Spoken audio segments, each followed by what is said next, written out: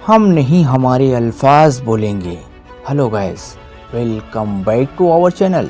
I am Jay, old is gold movie explainer. आज हम explain करने वाले हैं 1965 में रिलीज हुई फिल्म आरज़ू, जिसकी स्टोरी में वो खूबसूरती है जिसे लोग आज भी पूरे दिल से देखते हैं। इस मूवी में दो सच्चे दोस्तों को एक ही लड़की से प्यार हो जाता है। तो अब देखना यह है कि इस फिल्म में ये मोहब्बत किसे मिलती है और क्या इस महबूब के मोहब्बत की वजह से आपस में दो दोस्तों की दोस्ती में फर्क पड़ता है या नहीं। ये जानने के लिए इस वीडियो को लास्ट तक जरूर देखें। और इस मूवी का एक्सप्लेन शुरू होने से पहले अगर अभी तक आपने हमारे चैनल को सब्सक्राइब नहीं किया है तो ऐसे ही बहुत सी इंटरेस्टिंग मूवीज का एक्सप्लेन सुनने के लिए इस चैनल को सब्सक्राइब कर बेल आइकन की बटन को जरूर प्रेस कर लें। तो चले मूवी एक्सप्लेन की तरफ, जहाँ ये मूवी शुरू होती है दिल्ली के एक कॉलेज से। तब हमें पता चलता है कि गोपाल उस कॉलेज में फर्स्ट आया है और जब ये खुशखबरी अपने घर जाकर अपनी माँ से बताता है तब घर में काफी खुशी का माहौल होता है, क्योंकि अब गोपाल डॉक्टर बन गया है। और अब हम देखते हैं कि घर में चारों तरफ से बधाइयां आ रही हैं। तभी गोपाल का दोस्त रमेश आता है। तब हमें पता चलता है कि गोपाल का सिर्फ एक ही दोस्त है जो गोपाल को जान से भी ज्यादा प्यारा है और वो गोपाल का पड़ोसी भी है। तब हम दूसरी तरफ भी सेम टू सेम मोहब्बत देखते हैं, क्योंकि रमेश भी गोपाल को हर दिल अजीज है। तब रमेश गोपाल के डॉक्टर बनने की खुशी में उसे गिफ्ट के तौर पर कश्मीर का 2 टिकट देता है, यानी ये दोनों साथ में 1 हफ्ते के लिए कश्मीर घूमने जाने वाले हैं। तभी देखा जाता है कि रमेश के फादर रमेश को कुछ जरूरी काम से कानपुर भेज देते हैं, इसीलिए गोपाल को कश्मीर अकेले ही जाना पड़ता है। और रास्ते में ही फ्लाइट में गोपाल की मुलाकात उषा से होती है। और तभी देखा जाता है कि इन दोनों में काफी नोकझोंक होती है। और अब गोपाल जैसे ही कश्मीर पहुंचते हैं तो एयरपोर्ट पर ही गोपाल की मुलाकात नंदू से होती है, जो एक छोटी सी हाउस बोट चलाता है जिसका नाम है जन्नत हाउस बोट। और अब गोपाल जन्नत हाउस में जाके रुकते हैं। तब हमें पता चलता है कि नंदू एक लड़की से मोहब्बत करता है। और अब हम अगले दिन की सीन देखते हैं, जहां गोपाल एक आइस स्केटिंग कंपटीशन में जाते हैं और उस कंपटीशन में ये अपना नाम सरजू बताते हैं। और दूसरी तरफ देखा जाता है कि इस स्केटिंग कंपटीशन को देखने के लिए उषा भी आई हुई है। और अब इस कंपटीशन में गोपाल फर्स्ट आ जाता है, जिस वजह से उषा काफी इम्प्रेस हो जाती है। तब देखा जाता है कि उषा के अंकल ने गोपाल को अपने घर पर एक पार्टी पर बुलवाते हैं, जहां एक खूबसूरत सॉन्ग होता है, अजी आप रूट कर कहाँ जाइएगा, जहाँ जाइएगा हमें पाइएगा। इस खूबसूरत नगमे के बाद देखा जाता है कि उषा अपने घर चली जाती है और जाते वक्त अपना फोन नंबर देकर जाती है। और अब सरजू भी अपने जन्नत हाउस में चले आते हैं। तब पता चलता है कि नंदू ने शादी कर लिया है। तब गोपाल नंदू से पूछते हैं कि यूं अचानक तुमने शादी कैसे कर लिया। तब नंदू बताता है कि एक मोहब्बत का फरिश्ता आया था जिस वजह से उसकी शादी हो गई। और जब गोपाल इस मोहब्बत के फरिश्ते को जाकर देखते हैं तो वो एक मुर्गा होता है, जिसे नंदू ने बड़ी ही खूबसूरती से हार माला पहना के एक झूले में बैठाला था।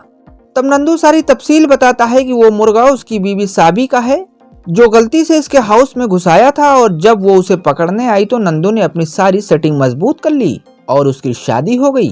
अब इसके बाद गोपाल उषा को फोन करके मिलने के लिए बुलवाते हैं। और अब देखा जाता है कि ये मिलने मिलाने का सिलसिला 3 दिन तक लगातार चलता है।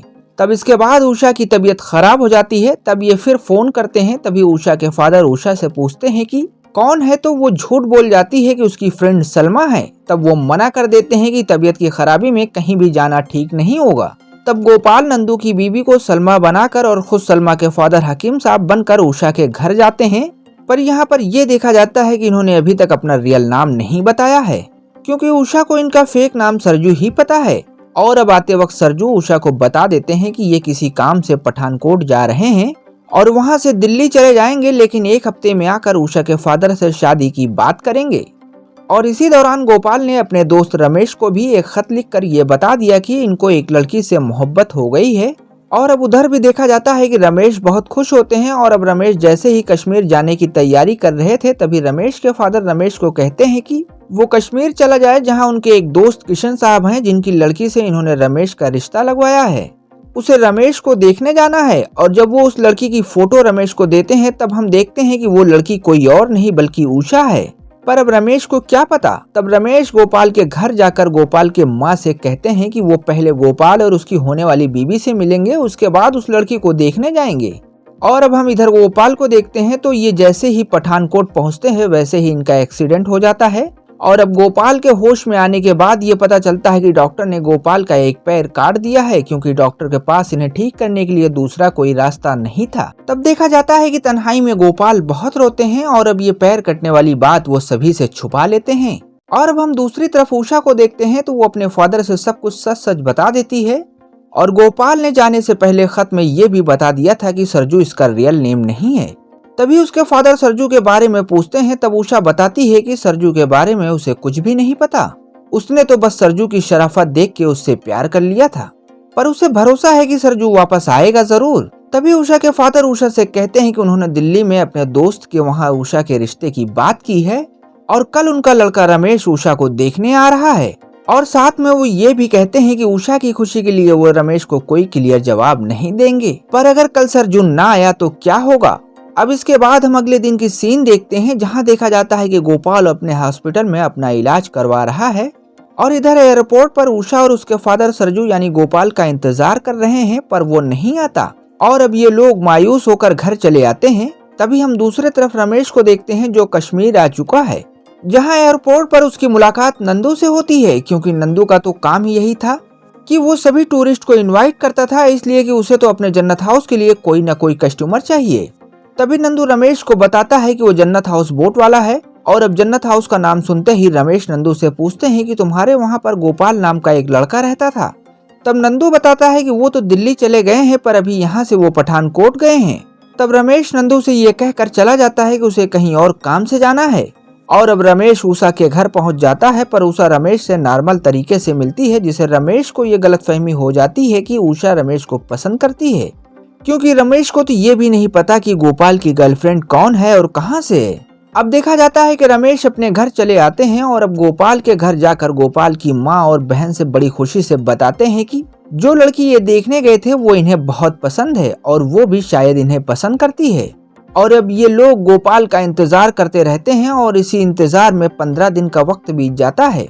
तभी हम दूसरी तरफ गोपाल को देखते हैं, जहां देखा जाता है कि गोपाल का डॉक्टर इनको नकली पाँव ला कर देता है और कहता है कि अब इसी नकली पाँव के जरिए आप आसानी से चल सकेंगे और किसी को पता भी नहीं चलेगा। तब हम देखते हैं कि गोपाल सूट बूट पहनकर आसानी से चल ले रहे हैं, पर इन्हें एक डंडे का सहारा लेना पड़ रहा है। पर अब ये अपने आप को उषा के प्यार के काबिल नहीं समझते, क्योंकि इन्हें लगता है कि इनका पैर कट जाने की वजह से उषा इन्हें बोझ समझेगी।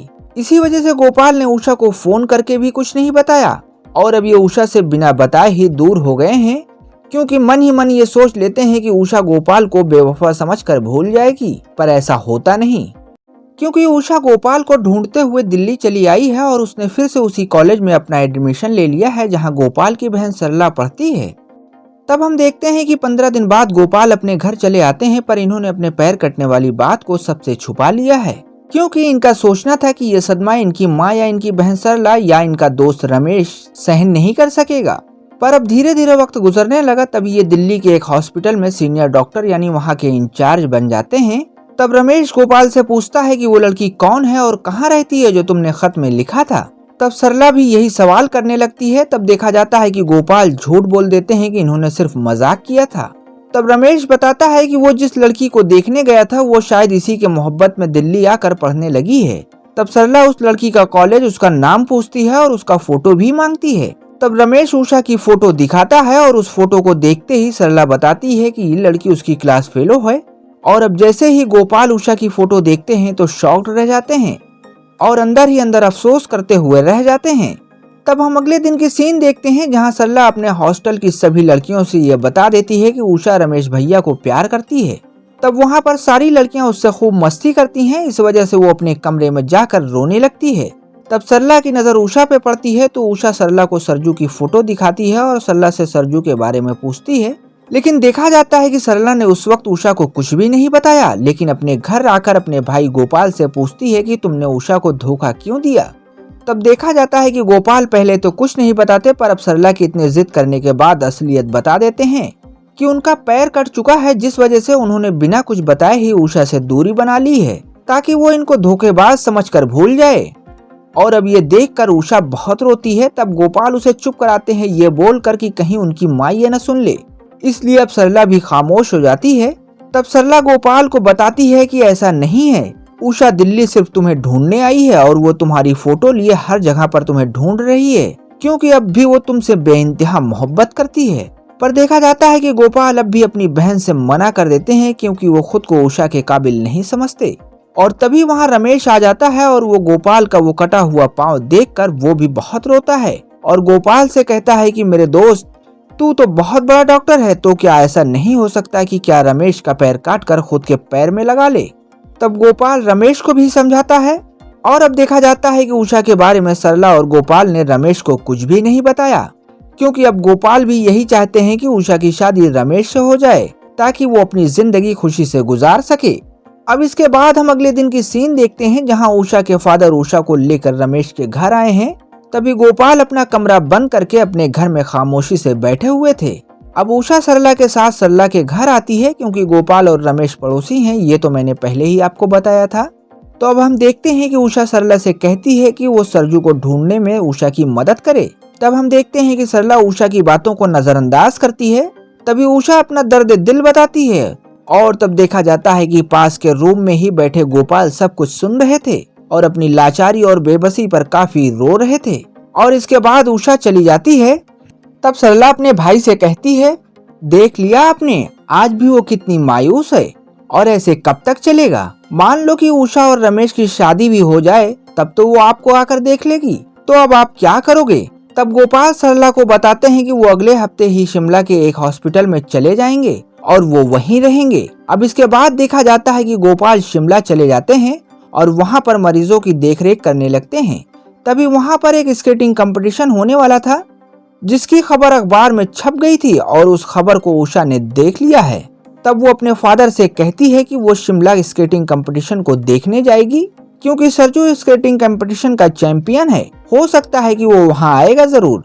और अब हम इधर दूसरी तरफ नंदू को देखते हैं, जो कश्मीर छोड़कर दिल्ली मजदूरी करने के लिए आया है। अब इसके बाद हम अगले हफ्ते की सीन देखते हैं, जहां उषा अपने फादर के साथ शिमला स्केटिंग कंपटीशन को देखने गई है और इत्तेफाक से उषा को सरजू दिख जाते हैं, क्योंकि स्केटिंग कंपटीशन को सरजू भी देखने गए थे। पर देखा जाता है कि सरजू यहाँ पर उषा के सामने अजनबी बन जाते हैं। तब उषा सरजू को बहुत कुछ बताती है, पर सरजू अजनबी बनकर वहाँ से चले जाते हैं। तब उषा के फादर उषा को समझाते हैं कि अब इंतजार का कोई मतलब नहीं रहा, क्योंकि अगर तुम्हें यकीन है कि यही सरजू है, तो इस तरह से मुंह फेर के अगर वो चला गया तो वो दोबारा तुम्हारी जिंदगी में वापस नहीं आएगा। इसीलिए वो उषा की शादी रमेश के साथ फिक्स कर देते हैं। और अब देखा जाता है कि रमेश की शादी की तैयारी धूमधाम से शुरू हो गई है। पर रमेश को ये फिक्र हो रही थी कि उसकी शादी में गोपाल क्यों नहीं आया। इसीलिए रमेश सरला को भेजते हैं कि वो जाकर रमेश को लेकर आए। और अब सरला जैसे ही शिमला के लिए निकलती है, वैसे ही टेंट का कुछ सामान लेकर नंदू रमेश के घर आता है, क्योंकि वो किसी टेंट वाले के वहाँ पर मजदूरी कर रहा है। और वो वहाँ आते ही रमेश को पहचान जाता है। तब नंदू रमेश के पास जाता है और उसके दोस्त गोपाल की लव स्टोरी रमेश को बताता है और कहता है कि आपके दोस्त गोपाल जी ने उषा को धोखा दिया है, क्योंकि उषा सरजू को पूछते हुए उसके घर पर भी गई थी। तब रमेश पूछते हैं कि कौन उषा। तब गोपाल बताता है कि दीवान किशन साहब की बेटी। तब रमेश समझ जाता है कि ये तो वही उषा है जिससे उसकी शादी हो रही है। और अब हम सरला को देखते हैं, जो अपने भाई गोपाल से कह रही है कि भाई, जो आप कर रहे हैं ये तो गलत है, ऐसे तो 3 लोगों की जिंदगियां खराब हो जाएंगी, ऐसा करना बिल्कुल गलत है। तब हम देखते हैं कि गोपाल सरला को समझाने की कोशिश कर रहा था। तभी वहां रमेश आ जाता है और अब देखा जाता है कि रमेश अपने साथ साथ उषा को भी लेकर आया है, पर उषा बाहर खड़ी थी। तभी रमेश भी गोपाल को खरी खोटी बोलकर समझाता है और कहता है कि वो अपनी जिंदगी क्यों खराब कर रहा है। तभी गोपाल कहते हैं कि अब वो उषा के बराबर नहीं रहे, इसीलिए कि उनका पैर कट चुका है। तब उषा भी आकर गोपाल को खरी खोटी सुनाती है। तब वो कहती है कि तुमने ये फैसला अकेले ही क्यों कर लिया और तुमने कैसे ये समझ लिया कि तुम्हारा पैर कट जाने से मेरा प्यार कम हो जाएगा। और अगर ये हादसा शादी के पहले नहीं बल्कि बाद में हुआ होता तो क्या करते। और अब इसी गुस्से में उषा भी एक आरा मशीन पर चली जाती है और एक लकड़ी पर बैठकर अपना पैर काटने चलती है। तभी वहां पर गोपाल पहुंच जाता है और उषा को उस मशीन से हटा लेता है। तब उषा कहती है कि वो भी उसी के बराबर हो रही थी, तो गोपाल ने उसे क्यों रोका। तब देखा जाता है कि गोपाल उषा को गले लगा लेता है और तभी वहां सभी लोग पहुंच जाते हैं, यानी रमेश, सरला, गोपाल की माँ और उषा के फादर, ये सभी लोग पहुंच जाते हैं। और अब देखा जाता है कि इन सभी लोगों को गोपाल की असलियत के बारे में पता चल चुका है। इसीलिए उषा के फादर भी गोपाल को माफ कर देते हैं और अब इन दोनों की शादी हो जाती है और इसी के साथ ये मूवी यहीं खत्म होती है। आई होप कि ये वीडियो आपको अच्छा लगा हो तो लाइक करें, शेयर करें और ऐसे इंटरेस्टिंग मूवीज का एक्सप्लेन सुनने के लिए इस चैनल को सब्सक्राइब कर बेल आइकन की बटन को जरूर प्रेस कर लें। तो हम आपसे मिलते हैं नेक्स्ट वीडियो में। Take care.